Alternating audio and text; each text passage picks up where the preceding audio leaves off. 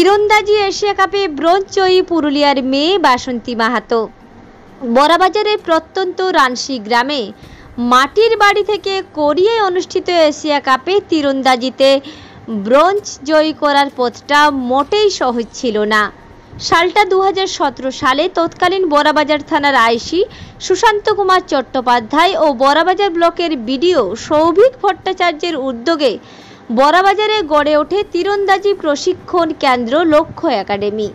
পরবর্তীকালে বড়বাজার থানার আইসি হিসেবে দায়িত্ব নিয়ে আসেন সৌগত ঘোষ।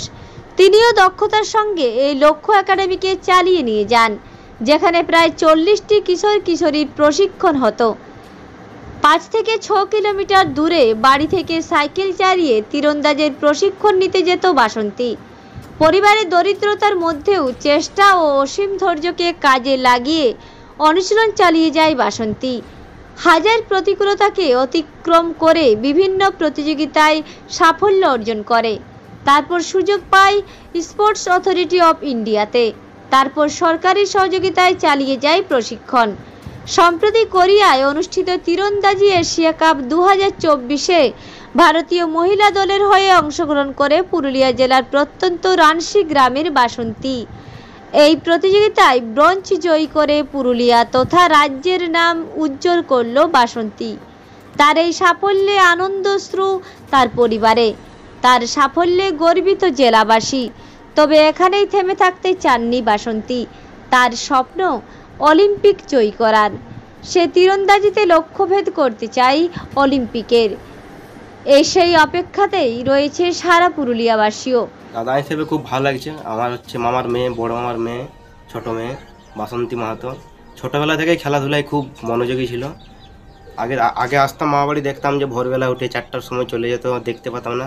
আবার আসতো 10টার সময়, সে সময় একটু দেখতে পেতাম, খাওয়া দাওয়া করতে চলে যেত স্কুলে কাজ সেরে নেওয়ার পর আবার যদি প্র্যাকটিস থাকতো চলে যেত বড়াবাজার, ওখানে প্র্যাকটিস করতে।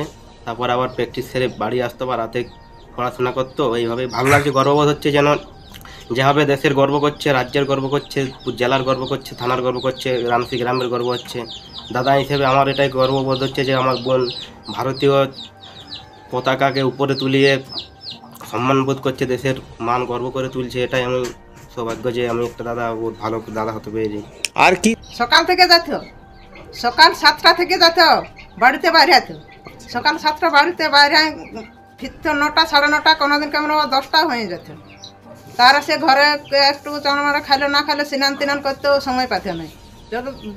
যেদিন সময় পাতে সেদিন স্নান করতে, আবার ফিরে স্কুল চলে যেত। যেদিন আবার প্র্যাকটিস থাকতো সেদিন কিন্তু আমার ওইখানে অমুক জায়গায় প্র্যাকটিস হতো, সেদিন কিন্তু 2টার স্কুলের লোক টিফিন দিল, তখন আবার ফিরে আসতে। ফিরে আসে ঘরে সব কিছু ইয়া করে সাথে করে আপনার আবার ফিরে চলে যেত মাঠে। তো এই যে মানে কবে বাড়ি থেকে গেছে ও প্রতিযোগিতায়, কবে বাড়ি থেকে গেছে? ধরে কলকাতায় আছে প্র্যাকটিস, ওই কিনারলা মানে ইন্ডিয়ার বাইরে গেছে।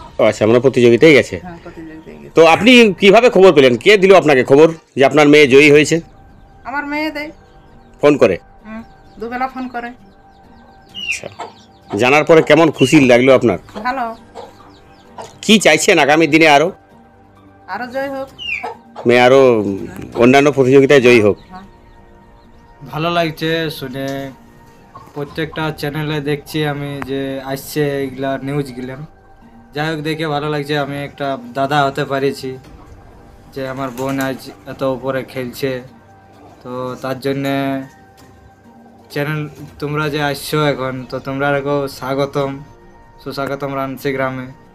তো এরপর খেলুক, ভালো খেলছে, খেলবে, আরও উপরে যাক, এটাই মনস্কামনা করি।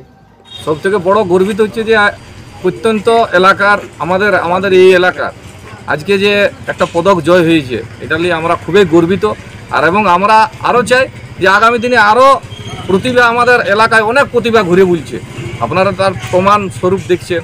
এবং যিনারা ইয়াকে এই জায়গায় নিয়ে গেছে ওনাদেরকে সবথেকে বড় ধন্যবাদ জানাবো। এবং আমরা চাইবো যে এইসব প্রতিবাদের পেছনে আমরা আগামী দিনে তাদের পেছনে আমরা থাকবো, এবং যথারীতি যতটা আমাদের সাহায্য বা কর্তব্য বা দায়িত্ব, এটা কিন্তু আমরা চেষ্টা করব। বড়াবাজার থেকে বংশীধর সিংয়ের রিপোর্ট, রূপসী বাংলা মিডিয়া।